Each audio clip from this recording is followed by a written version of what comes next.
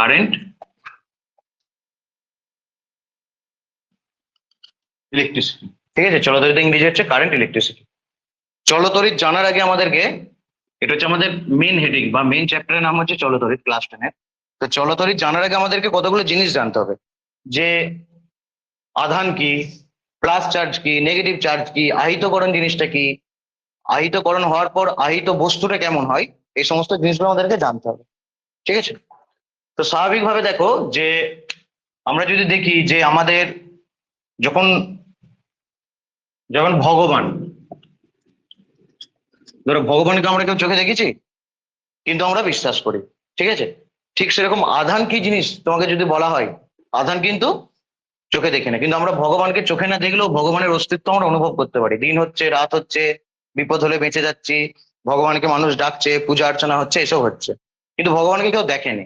সেরকম আধান জিনিসটা কি, আধান তুমি যদি বলো আমি দেখবো, তাহলে আধান তুমি দেখতে পাবে না কখনো, কিন্তু আধানের এফেক্ট অনুভব করতে পারবে। কি অনুভব করতে পারবে? তুমি যদি খোলা সুইচের ওই যে প্লাগ গুলো আছে ওখানে যদি হাত দাও, তাহলে আধান অনুভব করতে পারবে।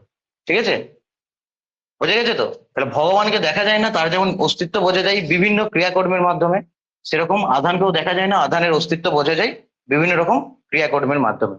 বোঝা গেছে তো? এই হচ্ছে আধান। এরপর আধান, আধানের ইংরেজি হচ্ছে চার্জ। এটা দু রকমের হয়, একটা হচ্ছে পজিটিভ আধান, পজিটিভ চার্জ, ধনাত্মক আধান, আমার সাথে সাথেই লিখবি সব, ধনাত্মক আধান। আর একটা হচ্ছে নেগেটিভ চার্জ,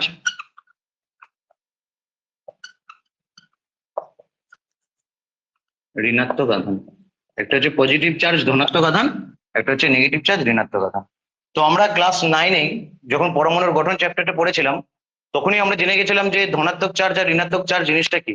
ক্লাস 9-এ ধনাত্মক চার্জ মানে হচ্ছে access of proton, not access of proton, ধনাত্মক চার্জ নয়। ধনাত্মক চার্জ মানে হচ্ছে ডেফিসিয়েন্সি অফ ইলেকট্রন, কারণ প্রোটন ঢোকা বেরোনা করতে পারে না পরমাণু থেকে। কে পারে? একমাত্র ইলেকট্রন পারে। তাহলে কোনো পরমাণু থেকে যদি ইলেকট্রন বেরিয়ে যায়, তার মানে সেই ইলেকট্রনের ঘাটতি ঘটলো, সেটা হচ্ছে ধনাত্মক চার্জ বা পজিটিভ চার্জ হয়ে যায় তখন সেই পরমাণুটা। আর কোনো পরমাণুতে যদি এক্সেস ইলেকট্রন ঢুকে যায়, তাহলে সেটা নেগেটিভ চার্জ হয়ে গেল, কারণ ঋণাত্মক বেশি হয়ে গেল, সেটাকে বলা হয় ঋণাত্মক আধানে আহিত হয়েছে। ঠিক আছে, তাহলে ধনাত্মক চার্জ কোনো জায়গাতে আছে মানে, বা কোনো বস্তু পজিটিভ আধানে আহিতকরণ মানে, সেখানে হচ্ছে ইলেকট্রন ঘাটতি। আর কোনো বস্তু ঋণাত্মক আধানে আহিত মানে ইলেকট্রন এক্সেস। ঠিক আছে, ইলেকট্রন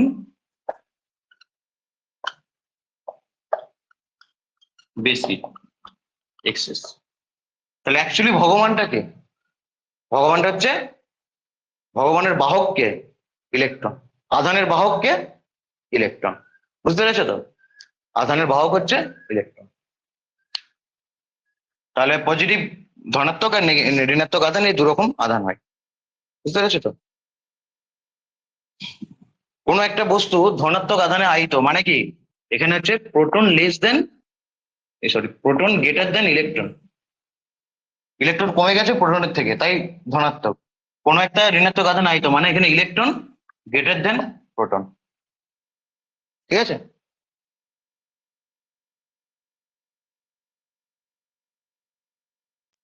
কাউকে যদি ধনাত্মক আধানে আহিত হতে হয়, তাহলে সে কি করবে? ইলেকট্রন বর্জন করবে। তার এখানে ইলেকট্রন, বস্তু ইলেকট্রন বর্জন করে। আর কাউকে যদি ঋণাত্মক আধানে আহিত হয়, তাহলে বস্তু ইলেকট্রন গ্রহণ করে, ইলেকট্রন গ্রহণ করে। বোঝা গেছে তো?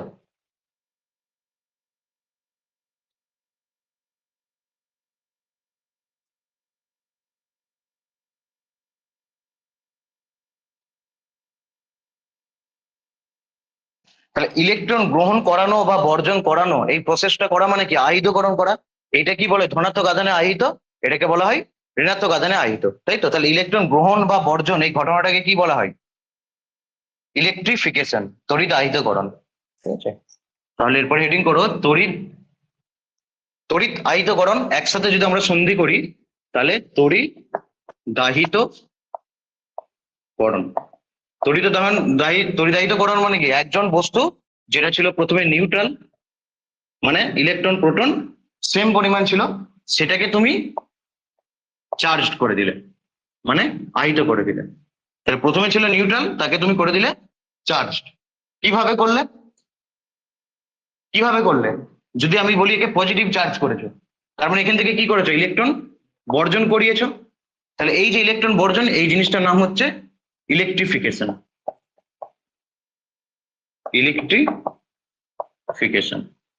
বা একটা বস্তু ছিল, প্রথমে সে নিউট্রাল ছিল, ঠিক আছে, তার ভি ইকুয়াল টু 0, নিউট্রাল। তাকে তুমি এক্সেস পরিমাণ ইলেকট্রন গ্রহণ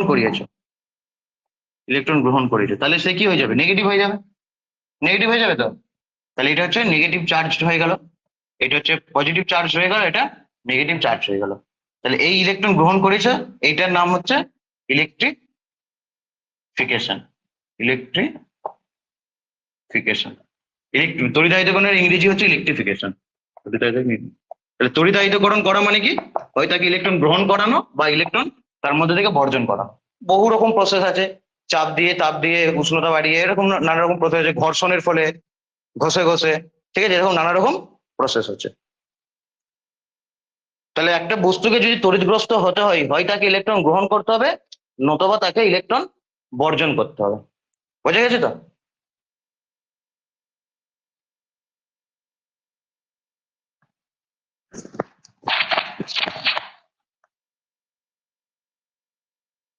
এবার ধরো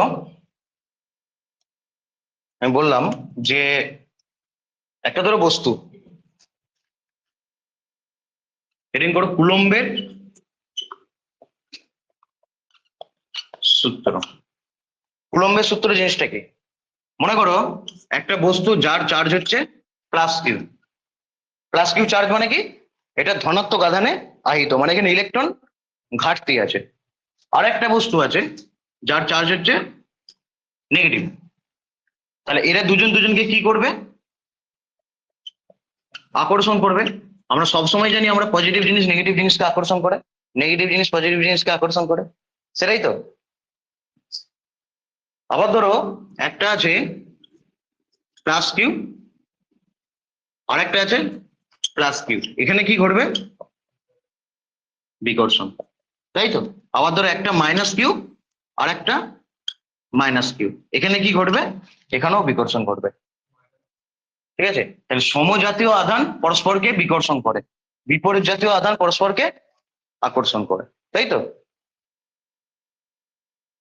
কতগুলো ছেলেকে যদি একটা রুমে ভরে দেওয়া হয়, দেখবে যে মারামারি হয়ে যেতে পারে।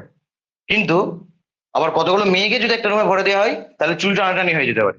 কিন্তু ছেলে মেয়ে যদি সম পরিমাণে ভরে দেওয়া হয়, তাহলে মারামারি হবে না বা চুল টানাটানি হবে না।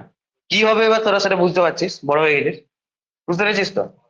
তাহলে কুলম্বের সূত্রটা, এই যে আকর্ষণ বিকর্ষণ, এই যে আকর্ষণ করছে মানে কি, একটা বল দিয়ে আকর্ষণ করছে, টানছে, একটা বল দিয়ে কাছে টানছে, তাই তো। আর বিকর্ষণ করছে মানে কি, একটা বল দিয়েই দূরে ঠেলে দিচ্ছে। এই আকর্ষণ বিকর্ষণ সংক্রান্ত আর বল সংক্রান্ত একটা সূত্র কুলম্ব, বিজ্ঞানী কুলম্ব দিয়েছিল, সেটা হচ্ছে কুলম্বের সূত্র। তো কুলম্ব দেখছে কি, যে মনে করো এখানে একটা আধান আছে Q1, ঠিক আছে। আচ্ছা, এখানে বলে রাখি সবার প্রথমে, কুলম্বের সূত্রটা শুধুমাত্র বিন্দু আধানের জন্য প্রযোজ্য। মানে বিরাট পরিমাণ একটা, তুই ধর এরকম বড় একটা চার্জ করে একটা এরকম বড় বস্তু নিয়ে চলে এসেছিস, প্লাস চার্জ করে, ঠিক আছে। আবার এরকম বড় একটা বস্তু নেগেটিভ চার্জ করে নিয়ে চলে এসেছিস, এই দুজনের জন্য কিন্তু কুলম্বের সূত্র প্রযোজ্য নয়। কুলম্বের সূত্র শুধুমাত্র বিন্দু আধানের জন্য প্রযোজ্য, ঠিক আছে। না, বড় জিনিসের জন্য কুলম্বের সূত্র প্রযোজ্য নয়। কেন নয়, যে এটা যখন আস্তে আস্তে বাড়বে পড়াটা, তখন বুঝতে পেরে যাবে।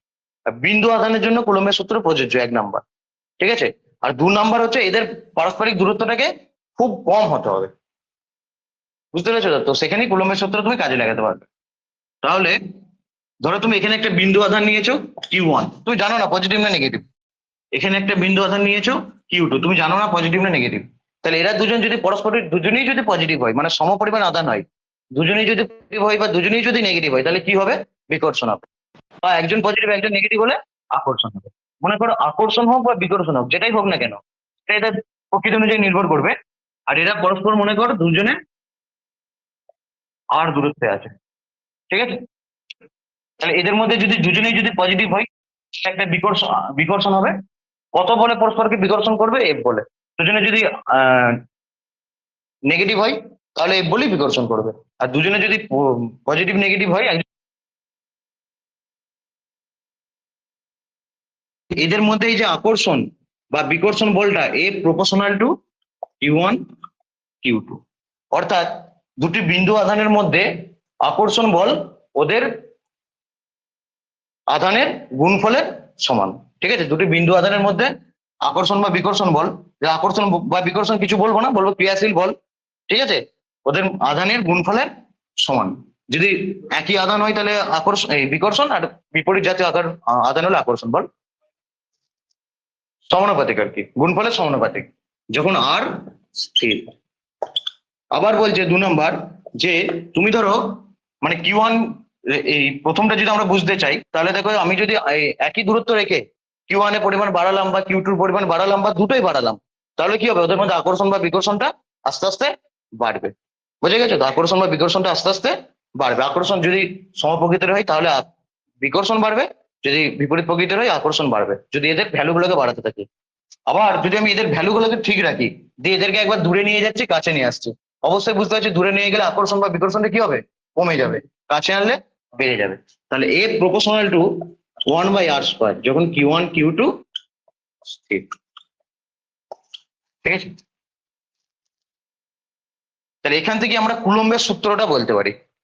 তাহলে কুলম্বের সূত্রটা কি? যে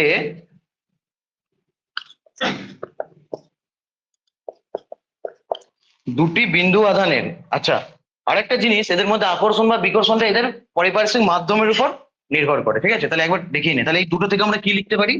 এ প্রপোর্শনাল টু Q1 Q2/r², যখন সবই ভেরিয়েবল, ঠিক আছে? যখন Q1 Q2 আর ভেরিয়েবল, ভেরিয়েবল মানে কি? পরিবর্তিত। তাহলে এটা হবে। তাহলে দেখো যে কোনো প্রপোর্শনাল রিলেশনকে আমরা যদি সমান করতে চাই তাহলে একটা কনস্ট্যান্ট দিতে হবে। তাহলে এখানেও আমরা এ ইকুয়াল টু একটা কনস্ট্যান্ট দেবো, সেটাকে বলা হচ্ছে কে ড্যাশ, ঠিক আছে? কে ড্যাশ, কে ড্যাশ Q1 Q2/r²। কে ড্যাশ এখানে কি? সমানুপাতিক, সমানুপাতিক ধ্রুবক, ঠিক আছে? সমানুপাতিক ধ্রুবক। এটি মাধ্যমের প্রকৃতির উপর, এটি মাধ্যমের প্রকৃতির উপর নির্ভর করে, ঠিক আছে? এটা মাধ্যমের প্রকৃতির উপর নির্ভর করে। তার মানে কি? দুটো বিন্দু যদি বায়ু মাধ্যমে থাকে, তাদের ধর একই নির্দিষ্ট পরিমাণ দুটো বিন্দু, চার্জটা নির্দিষ্ট এবং তাদের মধ্যে দূরত্বটাও নির্দিষ্ট। যদি বায়ু মাধ্যমে থাকে তাদের মধ্যে আকর্ষণ বিকর্ষণ যেরকম হবে, যদি জল মাধ্যম বা অন্য কোনো মাধ্যমে থাকে আকর্ষণ বিকর্ষণ কম বেশি কিছু একটা হবে, সেটা এই কে এর উপর নির্ভর করে। এটা হচ্ছে একটা সমানুপাতিক দেবো। আমি পরে বলে দিচ্ছি কে এর মানটা কি করে কিভাবে হয়। তাহলে এইখান থেকে দেখো আমি কুলম্বের সূত্রের মানে সূত্রটা লিখতে পারি আর কি, ঠিক আছে? বাংলাতে কুলম্বের সূত্রটা লিখতে পারি। তাহলে সূত্রটা আমরা এখান থেকে কি লিখবো? যে নির্দিষ্ট মাধ্যমে, মাধ্যম কেন বলে দিতে হবে? কারণ মাধ্যম ভেদে এদের মধ্যে আকর্ষণ বিকর্ষণ বলটা পরিবর্তিত হয়। নির্দিষ্ট মাধ্যমে দুটি বিন্দু আধানের মধ্যে, দুটি বিন্দু আধানের মধ্যে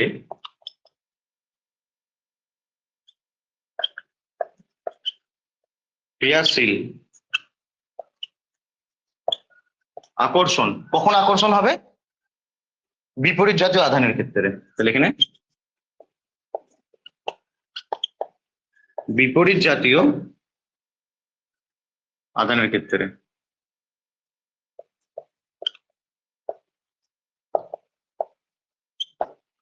তাহলে আকর্ষণ, ক্রিয়াশীল আকর্ষণ বা বিকর্ষণ, বিকর্ষণ কখন হবে? সমজাতীয়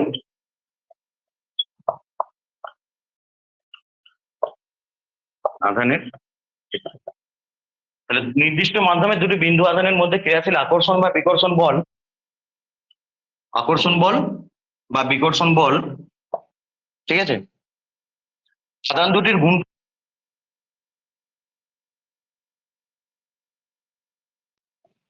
আধান দুটির এই যে গুণফলের সমানুপাতিক,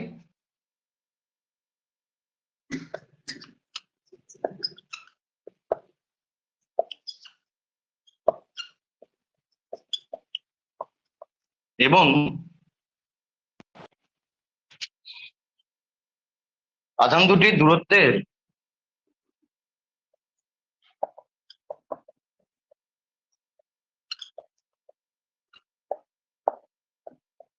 বর্গের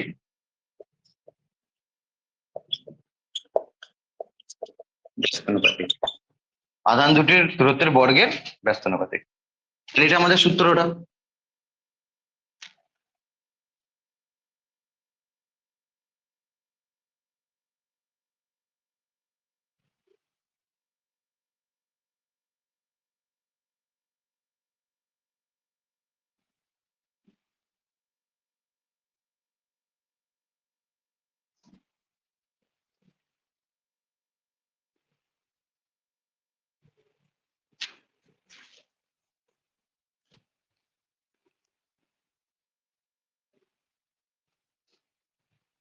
তাহলে আমরা কি দেখতে পাচ্ছি যে দুটো বিন্দু আধান Q1 আর Q2 এর মধ্যে যদি দূরত্ব r হয় তাহলে f equal to k dash Q1 Q2 by r square, f equal to k dash Q1 Q2 by r square. বুঝে গেছে তো? এই k ড্যাশটাকে বলা হয় মাধ্যমের তড়িৎ ভেদ্যতা, ঠিক আছে, এই k ড্যাশকে বলা হয় মাধ্যমের তড়িৎ ভেদ্যতা। দেখো, ফর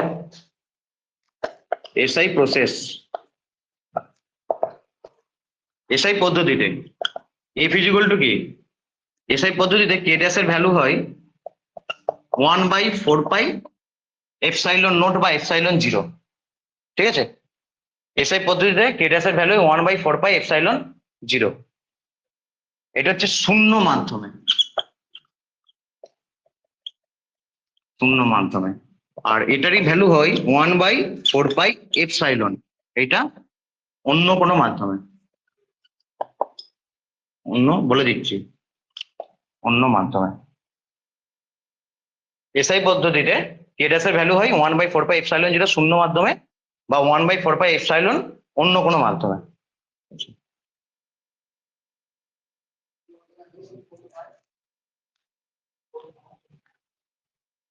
1/4 পাই এপসাইলন 0 বা এপসাইলন নট।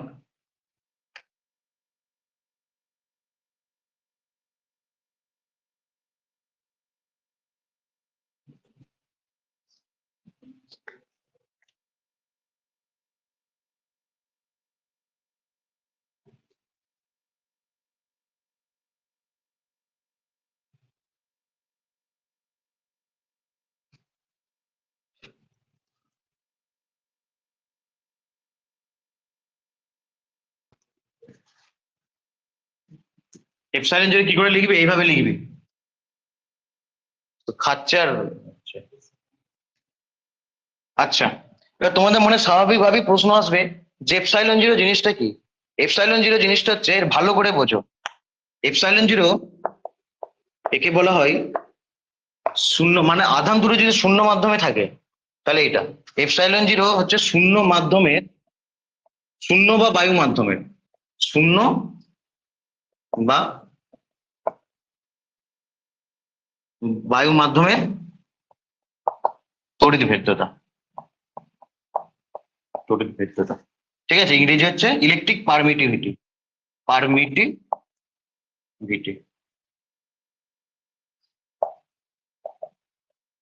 Electric permittivity. এই জিনিসটা কি? এই জিনিসটা হচ্ছে পারমিটিভ তড়িৎ ভেদ্যতা, মানে কি, যে কোনো একটা মাধ্যম তার মধ্য দিয়ে কতটা তড়িৎকে পাস করতে দেবে, কতটা তড়িৎকে তার মধ্য দিয়ে পাস করতে দেবে বা পারমিট করবে, কতটা ইলেকট্রিসিটিকে তার মধ্য দিয়ে যেতে পারমিট করবে, সেটা হচ্ছে ইলেকট্রিক পারমিটিভিটি। বুঝে গেছে তো? মানে তুই যেমন তোর বাড়ির উঠোন দিয়ে কাউকে যেতে দিবি, তুই তোর বাড়ির উঠোন দিয়ে যত লোককে যেতে দিবি, ও নাও দিতে পারে, এ নাও দিতে পারে তার থেকে বেশি বা কম, ঠিক আছে? তাহলে এটা হচ্ছে পারমিটিভিটি। বুঝে গেছে তো? মানে সে তার মধ্যে দিয়ে তড়িৎকে কতটা পাস করতে দেবে।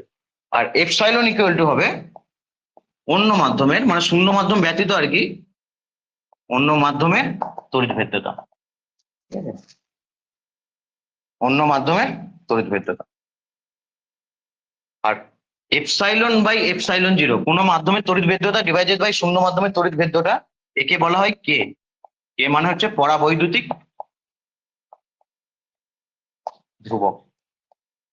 কে মানে হচ্ছে পরাবৈদ্যুতিক ধ্রুবক। ঠিক আছে?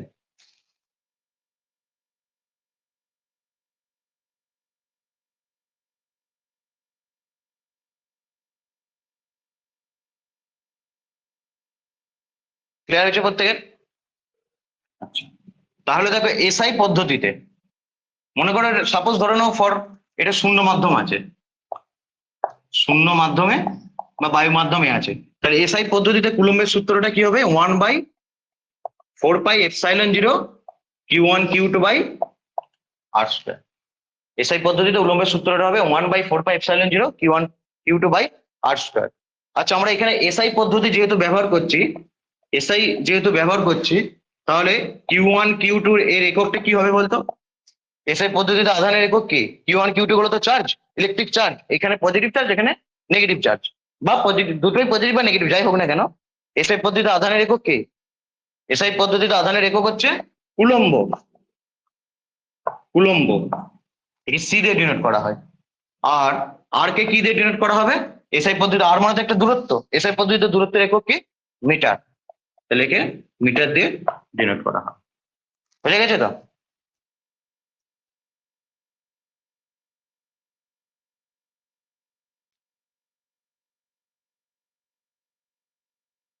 আমাদের এখানে নতুন টার্ম কি? আচ্ছা, এসআই পদ্ধতিতে এফ কে কি দিয়ে ডিনোট করা হবে? এসআই পদ্ধতিতে এফ কে কি দিয়ে ডিনোট করা হবে? এফ মানে তো বল, আকর্ষণ বা বিকর্ষণ বল, তাহলে নিউটন, এন। ঠিক আছে?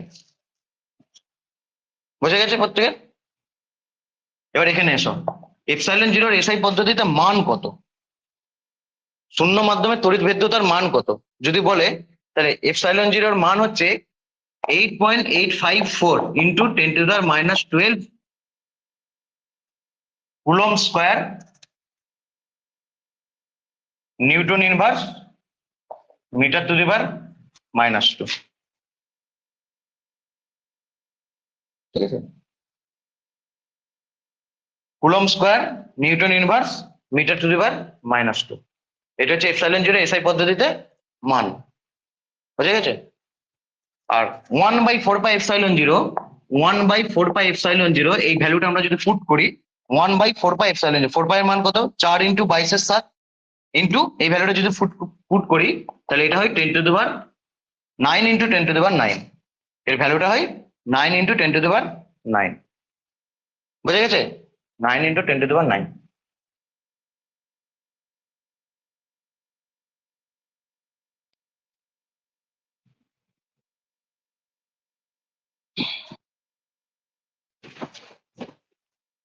তাহলে coulomb coulomb square newton inverse metre to the power -2।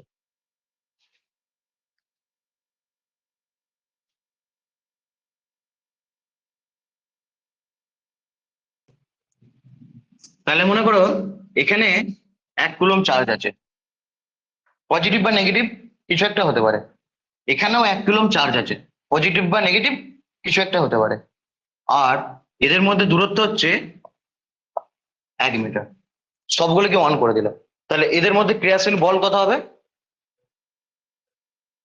এদের মধ্যে ক্রিয়াশীল বল কত হবে? এদের মধ্যে ক্রিয়াশীল বল কিন্তু 1 নিউটন হবে, 9 ইন্টু 10⁻9 নিউটন।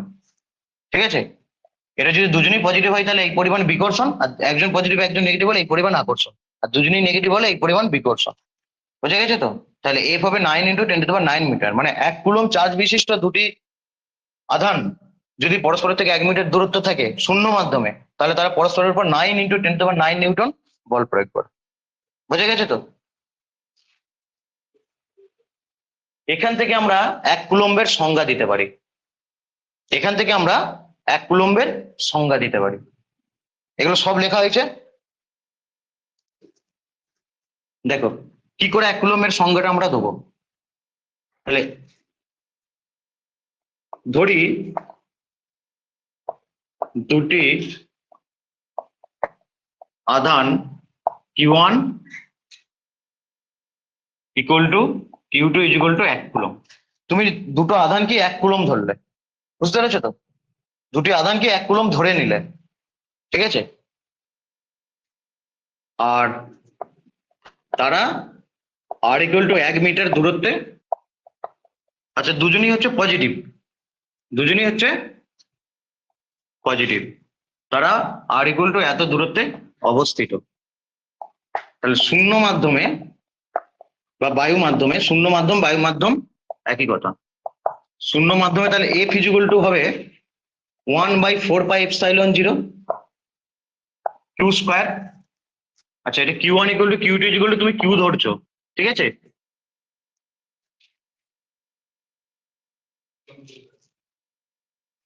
আচ্ছা 1 কুলম্ব, ওটা 1 কুলম্ব হবে আর কি। এখানে তুমি Q1 equal to Q2 equal to Q1 ধরো, ঠিক আছে? তাহলে এখানে কি হবে, Q ইন্টু কিউ, আমি Q ইন্টু কিউ না লিখে একবারে Q স্কোয়ার লিখে দিচ্ছি, ডিভাইডেড বাই আর স্কোয়ার। বোঝা গেছে তো? এবার ধরো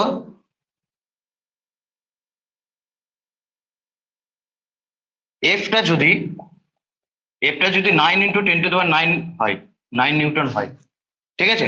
তাহলে আর ইজ ইকুয়াল টু 1 আর এফটা হচ্ছে 9 × 10⁹, তাহলে আমি এখানে কত বসাবো, 9 × 10⁹ ইকুয়াল টু 1/4πε0 এর ভ্যালু কত, 9 × 10⁹, 9 into 10⁹ into Q square by R এর ভ্যালু কত 1, তার স্কোয়ার, একের স্কোয়ার।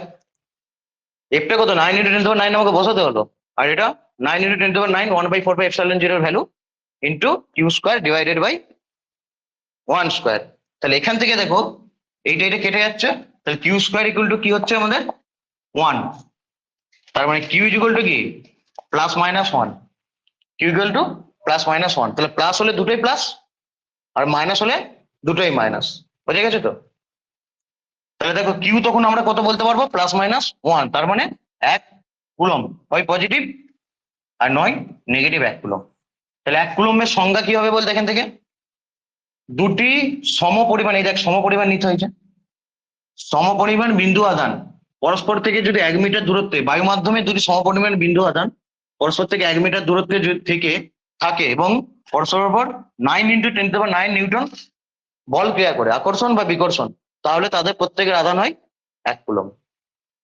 তাহলে আমরা কি দেখলাম, 9 × 10⁹ বসিয়ে, বলটা 9 × 10⁹ বসিয়ে তবেই তো এরকম 1 কুলম্ব বার করতে পারলাম, আর শূন্য মাধ্যমের জন্য এই ভ্যালুটা হলো।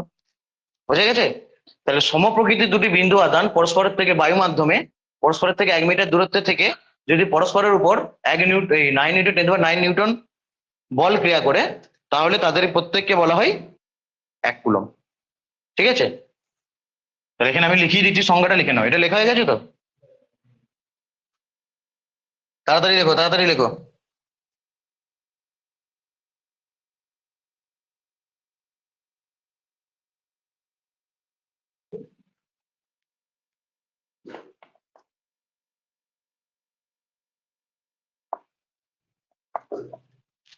এক কুলম্ব আধান আমরা কাকে বলবো, তাহলে দুটি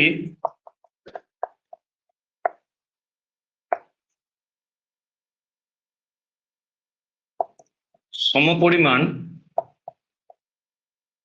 বিন্দু আধান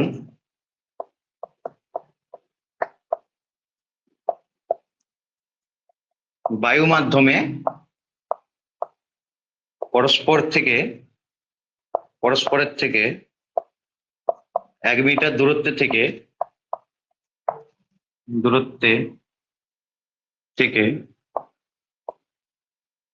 যদি একে অপরের উপর 9 × 10⁹ নিউটন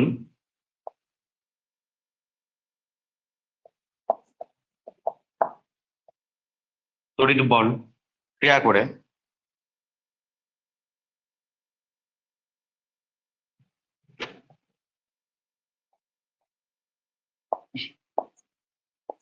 তাহলে তাদের প্রত্যেকের আধান হয় 1 কুলম্ব। 1 কুলম্ব। তাহলে এসআই পদ্ধতিতে আধানের একক কি? 1 কুলম্ব। ঠিক আছে, এসআই পদ্ধতিতে আধানের একক হচ্ছে 1 কুলম্ব। কোথা থেকে এলো? এখান থেকে আমরা বার করলাম। ক্লিয়ার হয়েছে তো প্রত্যেকের?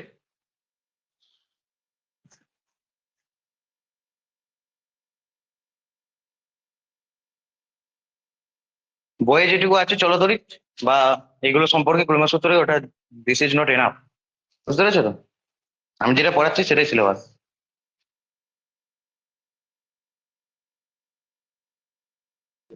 এবার দেখো, সিজিএস পদ্ধতিতে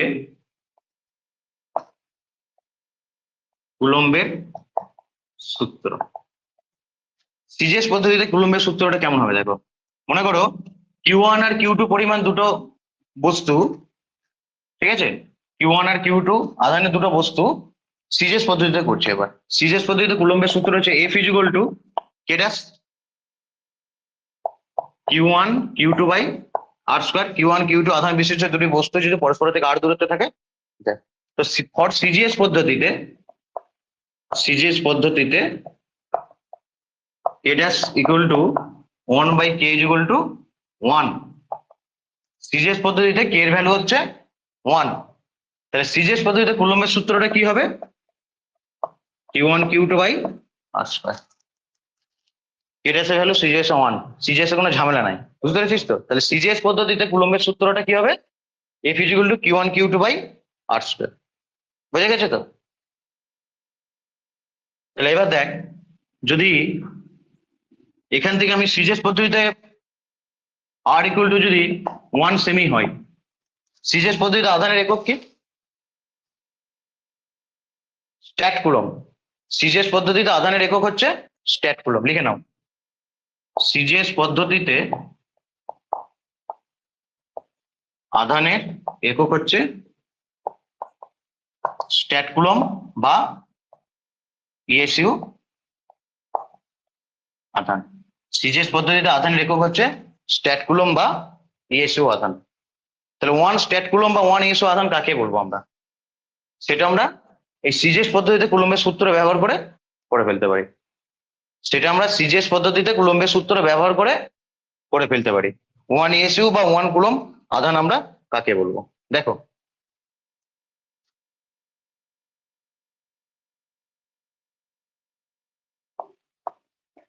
ওয়ান ইএসইউ বা ওয়ান ইএসইউ চার্জ বা 1 ইএসইউর পুরো কথা হচ্ছে ইলেকট্রোস্ট্যাটিক ইউনিট। 1 স্ট্যাট কুলম্ব কাকে বলবো? মনে করো তুমি দুটো সমপ্রকৃতির বিন্দু আধান নিয়েছো। তাহলে Q is equal Q1 is equal to Q2 is equal to Q, এবং তারা পরস্পর থেকে 1 সেন্টিমিটার দূরে আছে। সিজিএস পদ্ধতি করছি মানে আর কে আমরা কিসে ধরবো? সেন্টিমিটারে ধরবো। তাহলে যদি তারা পরস্পরের উপর এক ডাইন বল ক্রিয়া করে, ঠিক আছে, এক ডাইন বল ক্রিয়া করে, তাহলে দেখো ফর্মুলাটা হবে F ইজ ইকুয়াল টু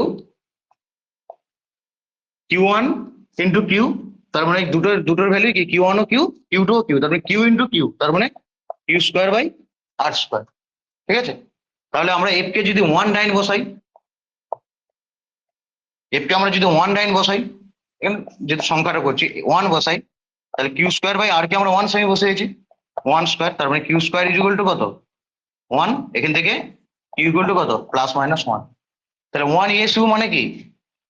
এইদিকে তাকাও, 1 ইএসইউ মানে হচ্ছে দুটি প্রকৃতির বা সমপরিমাণ বিন্দু আধান পরস্পরের থেকে 1 সেন্টিমিটার দূরত্ব থেকে যদি পরস্পরের উপর এক ডাইন বল ক্রিয়া করে, তাহলে তাদের প্রত্যেকের আধান হয় 1 ইএসইউ আধান।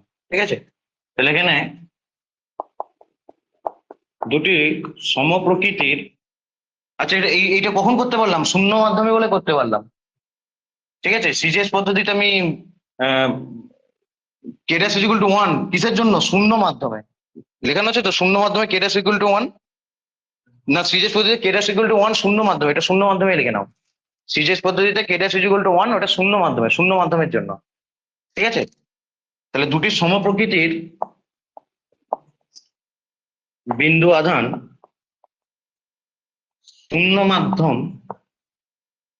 শূন্য মাধ্যম বা বায়ু মাধ্যমে পরস্পরের থেকে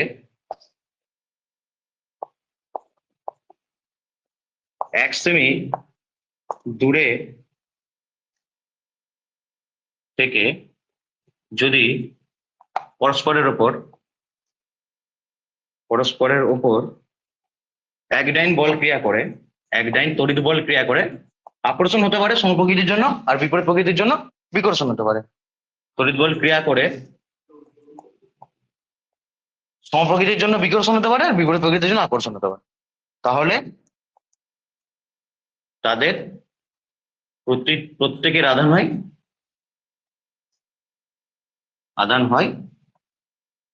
1 SU আধান বা 1 স্ট্যাট কুলম।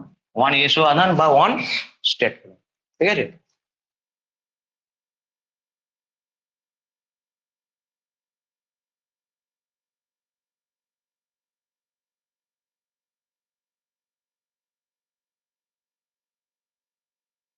এখান থেকে আমরা তাহলে কিছু প্রবলেম করে নিই। তাড়াতাড়ি তাড়াতাড়ি, বড় হয়ে গেছো।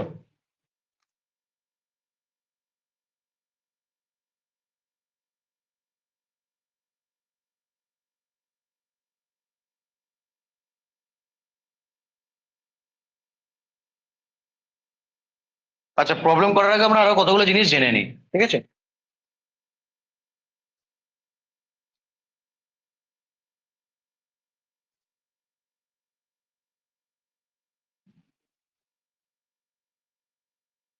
আধানের কত রকম একক হয় দেখো। আধান বা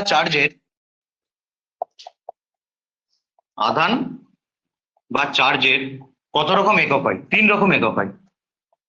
ঠিক আছে? এসআই পদ্ধতিতে কি একক হয়? কুলম্ব। সি। সিজিএস পদ্ধতিতে কি একক হয়? স্ট্যাট কুলম বা ইএসইউ আধান। এটা কোন পদ্ধতিতে? সিজিএস পদ্ধতিতে। এটা এসআই পদ্ধতিতে, এটা সিজিএস পদ্ধতিতে। আর একটা পদ্ধতিতে আছে, সেটা হচ্ছে বলা ইলেকট্রোম্যাগনেটিক ইউনিট। সেটা হচ্ছে ইএমইউ আধান। ইএমইউ আধান, এটা ম্যাগনেটিজমের ধারণা লাগবে তবেই ইএমইউ বোঝা যাবে। ঠিক আছে? সুতরাং এখন নয়, ইএমইউ আধান। ঠিক আছে? তাহলে আধানের 3 রকম একক। এসআই তে কুলম, সিজিএস এ স্ট্যাট কুলম বা ইএসইউ আধান, আর একটা হচ্ছে ইলেকট্রোম্যাগনেটিক ইউনিট বা ইএমইউ আধান। এবার এদের মধ্যে সম্পর্ক কি? এদের মধ্যে সম্পর্ক হচ্ছে 1 ইএসইউ আধান সমান 3 × 10⁻10 ইএমইউ, সরি, 1 ইএমইউ আধান। 1 ইএমইউ আধান ইকুয়াল টু 3 × 10⁻10 ইএসইউ আধান। 1 ইএমইউ আধান মানে 3 × 10⁻10 ইএসইউ আধান। ঠিক আছে? 1 ইএমইউ আধান ইকুয়াল টু অ্যাকচুয়ালি 10 কুলম। তাহলে 1 কুলম সমান 3 × 10⁻9 ইএসইউ।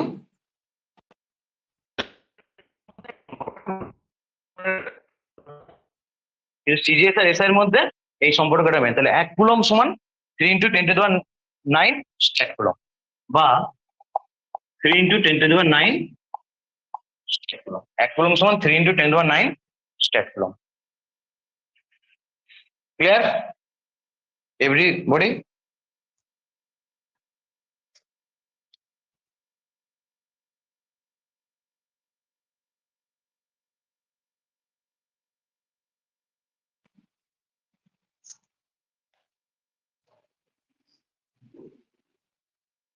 আচ্ছা, এখানে আমরা একটা নতুন টার্ম দেখো শিখেছি। টার্ম বলছি, এখানে তো আমরা একটা সূত্র শিখলাম, কুলম্বের সূত্র। কিন্তু আমরা যদি টার্ম বলি তাহলে একটা নতুন টার্ম শিখেছি, কি বলতো? তড়িৎ ভেদ্যতা। ইলেকট্রিক পারমিটিভিটি বা শুধু পারমিটিভিটি বললেও হবে, তড়িৎ ভেদ্যতা। তড়িৎ ভেদ্যতা তোমাদের বইতে নেই। ঠিক আছে? কিন্তু আমাদেরকে জানতে হবে, কারণ আমরা তো জীবনে পরে নিট দেবো, আইআইটি দেবো, বা জীবনে ভালো কিছু করব, নাকি গরু চড়াবো।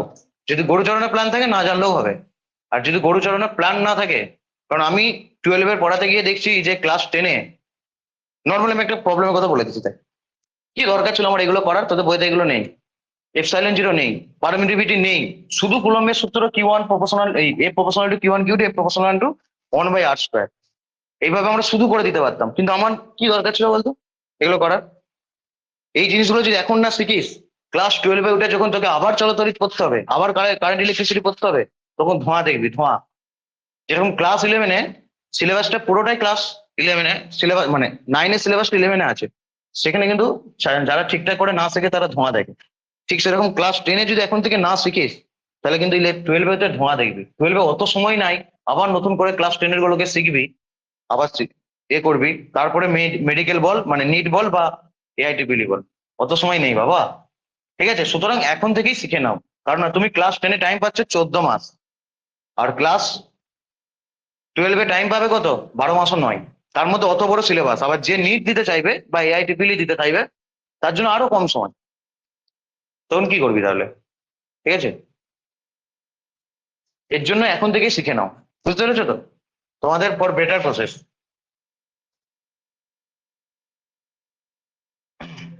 কারণ 12-এ পড়াতে গিয়ে তো দেখছি যে কি হচ্ছে, তাকে জিজ্ঞেস করছি যে ইলেকট্রিক পারমিটিভিটি জিনিসটা কি, সে বলতেই পারছে না। কি করে বলবে? সে তো ক্লাস 10-এ শিখে নেয়। তাহলে তুই যখন এখন থেকে শিখে যাস, তাহলে ওখানে তো তোর পথ আরো উজ্জ্বল হবে।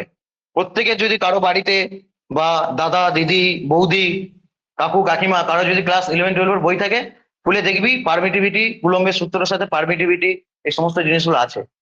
তাহলে কেন আমরা এখন শিখবো না? বুঝতে পেরেছো তো? সুতরাং শেখাটাকে অ্যাডভান্স করো। বুঝে গেছে? তাহলে এখানে আমরা নতুন টার্ম কি শিখেছি? ইলেকট্রিক পারমিটিভিটি এপসাইলন জিরো বা এপসাইলন। এটা হচ্ছে শূন্য মাধ্যমের ক্ষেত্রে, শূন্য মাধ্যমের ক্ষেত্রে, এটা শূন্য মাধ্যম ব্যতীত অন্য কোনো মাধ্যমের ক্ষেত্রে, শূন্য মাধ্যমের ক্ষেত্রে এটা হচ্ছে শূন্য মাধ্যম ব্যতীত অন্য কোনো মাধ্যমের ক্ষেত্রে। ঠিক আছে, তাহলে এর একক, আমাকে এর একক জানতে হবে।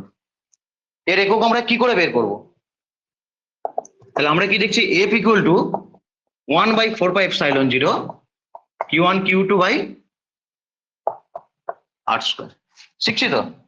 তাহলে আমাকে যদি এপসাইলন জিরোর একক বার করতে হয়, তাহলে আমি এপসাইলন জিরোকে এইদিকে নিয়ে চলে যাই, বাকি 1/4π(f Q1 Q2 by r²। ঠিক আছে, এবার ফর এসআই, ঠিক আছে, 1/4π তো কোনো একক হয় না, নাকি হয়? হয় না। কিন্তু 1/f, এফ এর একক কি? নিচে কে থাকবে তাহলে? নিউটন। আর মানে দূরত্ব, তার একক মিটার, তার মানে মিটার স্কোয়ার। এসআই পদ্ধতিতে চার্জের একক কি? কুলম। দুবার কুলম আছে, কুলম ইন্টু কুলম মানে কুলম স্কোয়ার। তাহলে coulomb square newton inverse metre to the power -2। দেখ, আমি ওটাই লিখিয়েছিলাম নাকি যখন ভ্যালুটা লিখিয়েছিলাম? হ্যাঁ, নিউটন কি এম এম হয় না এন হয়? যত গরু গাধা ছাগল সব এখানে।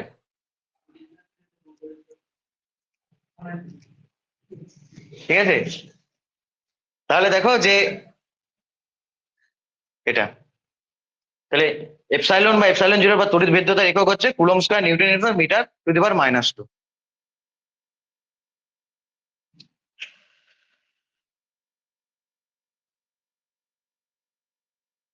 আচ্ছা, আমরা যদি সিজিএস এ করি,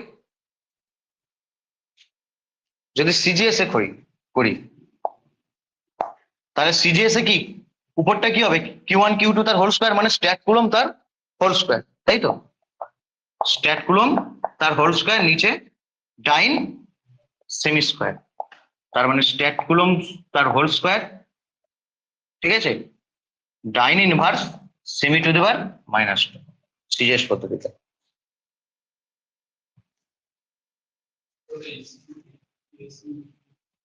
ইএসইউ আধান, স্ট্যাট কুলম ইএসইউ আধান একই জিনিস, দুটো নাম। ঠিক আছে, এবার হচ্ছে এপসাইলন বা এপসাইলন জিরোর মাত্রা। এপসাইলন বা এপসাইলন জিরোর মাত্রা, আমরা যদি এর মাত্রা বের করতে চাই তাহলে কি করে বের করবো? দেখো, আমাকে আগে বলো তো আধানের মাত্রা কি? হ্যাঁ, আধানের মাত্রা হচ্ছে, আধানের মাত্রা হচ্ছে I ইন্টু টি বা এ ইন্টু টি। ক্লাস 9-এ মাত্রার যে চ্যাপ্টারটা থাকে ডাইমেনশন, ওখানে শেখানো হয়। কেউ যদি না শিখে থাকো, ঠিক আছে, তাহলে সেটা তার দোষ, আমার নয়। ক্লাস 9-এ যে রাশি শেখানো হয়, সেখানে অ্যাকচুয়ালি আধান কিউ মানে, সরি, প্রবাহ মাত্রা আই মানে কিউ বাই টি, আধান বাই সময়। তাহলে Q is equal to I T. তাহলে এর প্রবাহ মাত্রা আই হয়, বা কোনো কোনো বইয়ে এ লেখে, দুটোই চলে। আর টি মানে সময়ের মাত্রা টি হয়, তাহলে আই ইন্টু টি করলে আই টি, বা এ ইন্টু টি করলে এটি। এটা হচ্ছে আধানের মাত্রা। প্রবাহ মাত্রা একমাত্র রাশি যার মান আর অভিমুখ দুই আছে, কিন্তু স্কেলার। কেন? ভেক্টর যোগে সূত্র মেনে চলে না বলে। তাহলে এগুলো সব ক্লাস 9-এর জিনিস। আধানের মাত্রাটা জানাটা আমাদের ক্লাস 9-এর উচিত বা কর্তব্য। আমি অন্তত শিখিয়ে দিই। তুই পড়িস নি, সেটা তোর ফল্ট, আমার তো কিছু করার নাই। আমি তো তোর,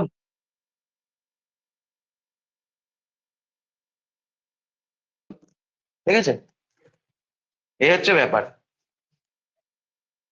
তো দেখো, তাহলে আধানের মাত্রা হচ্ছে আইটি বা এটি। তাহলে এপসাইলন জিরোর আমরা যদি মাত্রা বের করতে চাই, তাহলে আমরা ফর্মুলা কি দেখলাম?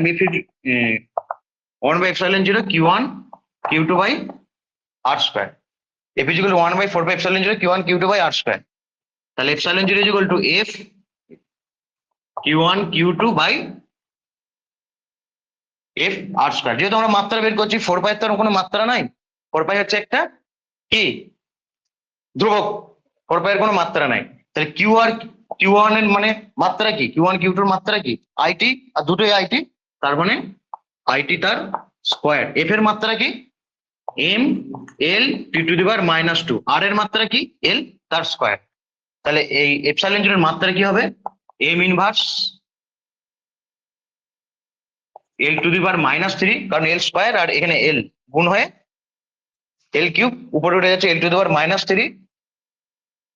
তারপর কি এখানে দেখো T to the power minus four, আর এখানে টি স্কোয়ার আছে, সরি, এখানে T to the power minus two, আর এখানে টি স্কোয়ার। মাইনাস টু উপরে ওঠে প্লাস টু হবে, প্লাস টু, আর এখানে প্লাস টু, মানে T to the power four I square. এইটা হচ্ছে এপসাইলন জিরোর মাত্রা।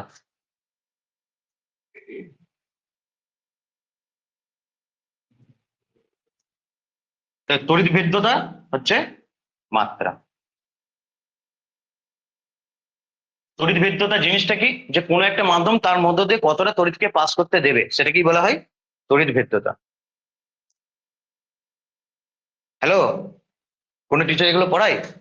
পড়ায় না, ঠিক আছে।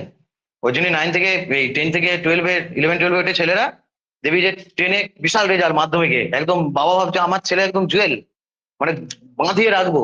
কিন্তু রক্ত মাংসের মানুষ তো, খাবার দিতে হবে, এসব দিতে হবে, সুতরাং বাঁধানো যাবে না। তাহলে পারলে বাঁধেই রাখতো আর কি, ঠিক আছে।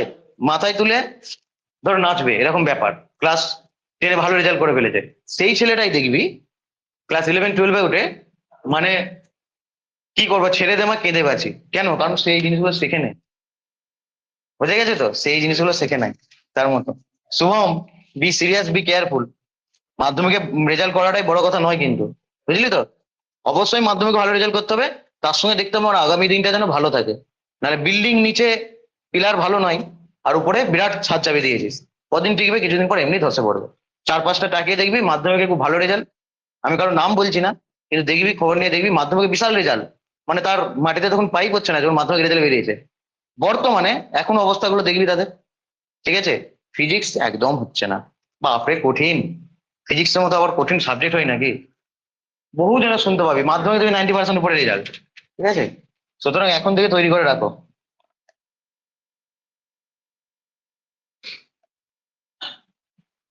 আচ্ছা,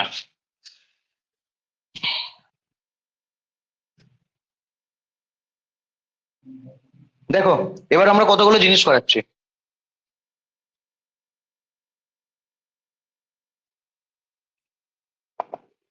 তাহলে এ ফিজিক্যাল টু কি? 1/4πε0, যদি শূন্য মাধ্যমে হয়, Q one Q two by R square, ঠিক আছে তো। এটা এসআই পদ্ধতিতে, কুলম্বের সূত্র, শূন্য মাধ্যমে। দুটোই হচ্ছে শূন্য মাধ্যমে। তোমরা তো টেনে পড়ো, তোমাদের সব শূন্য মাধ্যমেই আসবে। আর যদি F equal to Q one Q two by R square, ঠিক আছে, এটা হচ্ছে সিজিএস পদ্ধতিতে শূন্য মাধ্যম, ঠিক আছে। তো তুমি সিজিএস নাও এসআই নাও যেটাই নাও না কেন, আমরা এখান থেকে দুটো জিনিস থেকে একটা জিনিস লক্ষ্য করতে পারছি কি proportional to Q1 R square, তাই তো? তাহলে এখান থেকে যদি দুটো বিন্দুর মধ্যে দূরত্ব দ্বিগুণ করা হয়, মনে করো এখানে একটা বিন্দু আছে Q1, এখানে একটা বিন্দু আছে Q2, এদের মধ্যবর্তী দূরত্ব R, এখান থেকে দূরত্বটা যদি আমি দ্বিগুণ করে দিই তাহলে বল কত হবে? 4 গুণ কমে যাবে। 4 গুণ বাড়বে না কমবে? 4 গুণ কমে যাবে, যেহেতু 1 বাই আছে 4 গুণ কমে যাবে। আর আধানের পরে প্রত্যেকটাকে যদি দ্বিগুণ করা হয় তাহলে 2 দুগুণে 4 গুণ বেড়ে যাবে। বোঝা গেছে তো?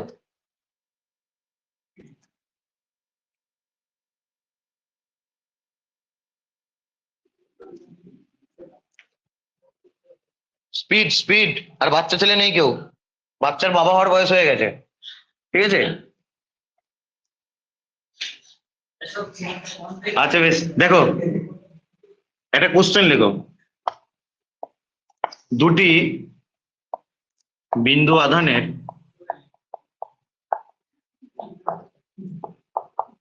প্রত্যেকটি আধান দ্বিগুণ করা হলো এবং তাদের মধ্যবর্তী দূরত্ব দ্বিগুণ করা হলো। দুটি বিন্দু আধানের প্রত্যেকটির আধান দ্বিগুণ করা হলো এবং তাদের মধ্যবর্তী দূরত্বও দ্বিগুণ করা হলো, ঠিক আছে? তাদের মধ্যে ক্রিয়াশীল বলের কি পরিবর্তন ঘটবে? তাদের মধ্যে ক্রিয়াশীল বলের কি পরিবর্তন ঘটবে এটা দেখাতে হবে। হ্যাঁ বলো। হ্যাঁ, পরিবর্তনই হবে না, এটা এবার করে দেখাতে হবে যে কোনো রকম পরিবর্তনই হবে না। তাহলে দেখো, প্রথমে মনে করো এটা সলিউশন কি করে করবে। প্রথমে বল ছিল এফ, ঠিক আছে? প্রথমে বল ছিল এফ। প্রথমে মনে করো দুটি বিন্দু আধান ছিল, দুটি বিন্দু আধান। সলিউশন হচ্ছে দুটি বিন্দু আধান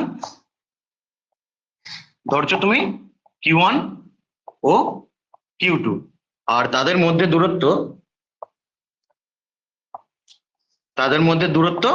আর, দুটি বিন্দু আধান Q1 ও Q2, তাদের মধ্যে দূরত্ব আর। তাহলে তাদের মধ্যে ক্রিয়াশীল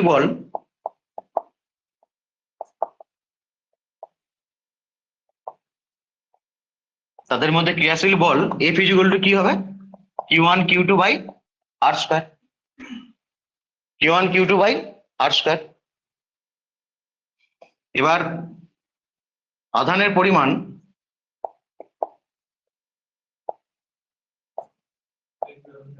দ্বিগুণ, হ্যাঁ, আধানের পরিমাণ দ্বিগুণ ও দূরত্ব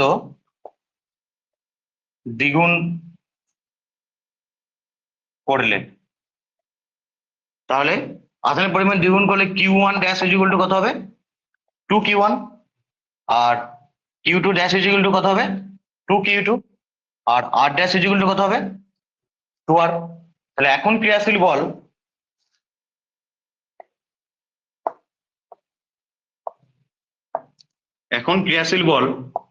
F ড্যাশ ইকুয়াল টু কত? Q1 dash Q2 dash by R ড্যাশের স্কয়ার, ঠিক আছে? R ড্যাশের স্কয়ার, এটা R12 নয় কিন্তু, হ্যাঁ, R ড্যাশ তার স্কয়ার। তাহলে এটা যদি আমরা এবার ভ্যালু করে বসাই, Q1 ড্যাশ মানে কি 2Q1, Q2 ড্যাশ মানে 2Q2, আর R ড্যাশ মানে 2R তার স্কয়ার। তাহলে এখান থেকে আমরা কি দেখতে পাচ্ছি যে 2 দুগুণে 4 Q1 Q2 by 4 R square, তাই তো? তার মানে Q1 Q2 by R square, তার মানে F। তাহলে কি আমরা দেখতে পাচ্ছি? F dash is equal two F। আধানের কোনো তাদের মধ্যে ক্রিয়াশীল বল কোনো রকম পরিবর্তন ঘটবে না। এই অনুযায়ী অঙ্কগুলো করতে হবে। তোমাকে ধরো বললো যে আধান একই রাখলো দূরত্ব বাড়িয়ে দিল, তাহলে ক্রিয়াশীল বল কমে যাবে। যদি 2 গুণ বাড়াই 4 গুণ কমবে ক্রিয়াশীল বল, যদি 3 গুণ বাড়াই 9 গুণ কমবে, যদি স্কয়ারের টার্মে আছে। এবার বলো ধরো আধান একটা আধান বাড়াচ্ছে, একটা কমে একই রেখে দিচ্ছে, তাহলে ক্রিয়াশীল বল সেই অনুপাতে বাড়বে কমবে। কোশ্চেন থেকে দেখে করতে হবে, ঠিক আছে? কঠিন কিছু নাই, কঠিন ভাবলেই কঠিন, না ভাবলেই সহজ। হ্যাঁ লেখো। জলদি জলদি স্পিড।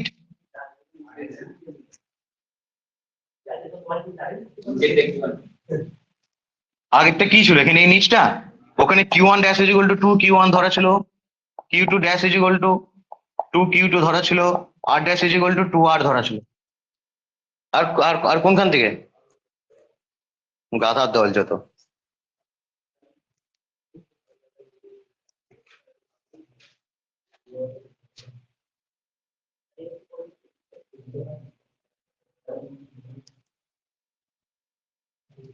তাহলে এইভাবে আমরা পরপর আস্তে আস্তে অঙ্ক প্র্যাকটিস করব, চিন্তা কিছু নেই, ঠিক আছে? আমি যখন আছি চিন্তা কিছু নেই, নাকি আমি আছি বলেই চিন্তা?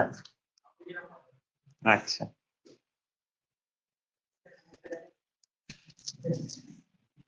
রাহুল আমি একটা কথা বললাম প্রথমেই, ঠিক আছে?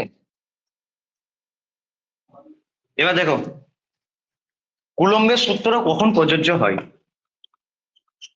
কুলম্বের সূত্র কখন প্রযোজ্য হয়, বা কুলম্বের সূত্রের কিছু লিমিটেশন আছে। কুলম্বের সূত্র কখন প্রযোজ্য হয়? দেখো, কুলম্বের সূত্র প্রযোজ্য হয় শুধুমাত্র দুটো বিন্দু আধানের জন্য। মানে আধানগুলোকে কি হতে হবে? বিন্দু আধানের জন্য। বিন্দু আধানের জন্য মানে কি? বিন্দু আধান আবার জিনিসটা কি? বিন্দু আধান বলতে যে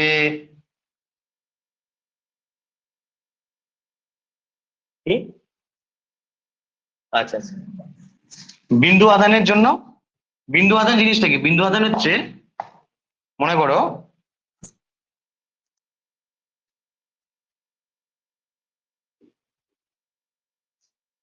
এই যে এদের যে পারস্পরিক দূরত্বটা, এই দূরত্বটা এই বস্তুতে একটা আয়তন আছে, প্রতিটা বস্তুর একটা আয়তন থাকে, সেই আয়তনের তুলনায় অনেক বেশি। মানে কি, এদের আয়তনটা বস্তু বিন্দু দুটোর পারস্পরিক দূরত্বের তুলনায় নগণ্য, সেটা কি বলা হয়? বিন্দু আধান, ঠিক আছে? হুম। না, কারণ ওদের আয়তনটাও যথেষ্ট বেশি, বুঝতে পেরেছিস তো?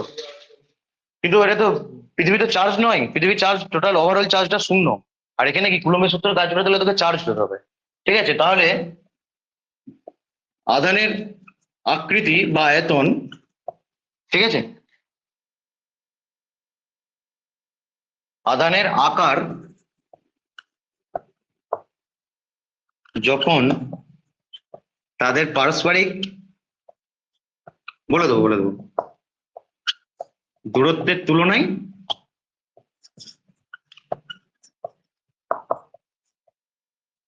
নগণ্য হয়। আধানের আকার যখন, আকার বা আকৃতি যখন তাদের পারস্পরিক দূরত্বের তুলনায় নগণ্য হয়, তখন সেগুলোকে বলা হয় বিন্দু আধান। তার মানে তুই এখানে একটা বড় চার্জ নিয়ে নিয়েছিস, পজিটিভ, ঠিক আছে, আর এখানে একটা বড় চার্জ নিয়ে নিয়েছিস, নেগেটিভ, যেদের মধ্যে আকর্ষণ বিকর্ষণে অবশ্যই আকর্ষণ বিকর্ষণ করবে, কিন্তু সেক্ষেত্রে তুই কুলম্বের সূত্রে কাজে লাগাবে, বুঝে গেছে তো?